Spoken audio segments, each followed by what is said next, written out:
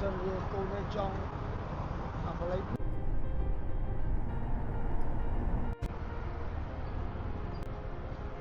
សួរលោកពូយាមអី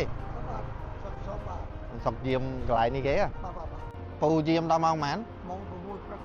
មួយព្រឹកហ៎បាទអីសម្រាអីណាទៅចង់ងងតតិចទៀតបានសម្រាអញ្ចឹងនេះយកទឹកអីទុកសាបាទចាំដកហើយយកទឹកខ្លះយកនេះខ្លះកូនឯងខាងគូបាលណាភ្លីណាបាទឥឡូវភ្លីខ្លួនដៃណាតែចេះនេះកូនឯងកាន់ចុងបើណាមកនិយាយលើមើលចាំមើលឲ្យភ្លីឲ្យ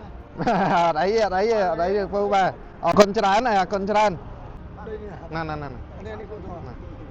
ចាំលោកឲ្យភ្លីបាទអរគុណពូអត់អីបាញ់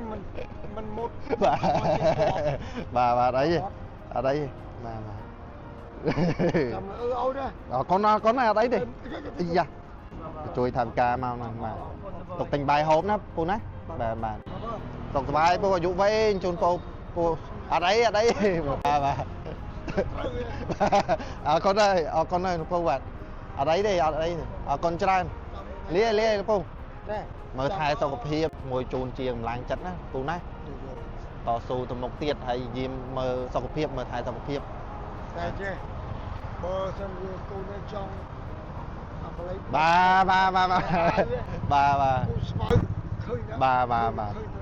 ស្មៅនេះបាទខំបារាចាំមកយកពីលោកឲ្យបាច់គុណបាទអរគុណពូតែលាទៅមកលាពូបាទ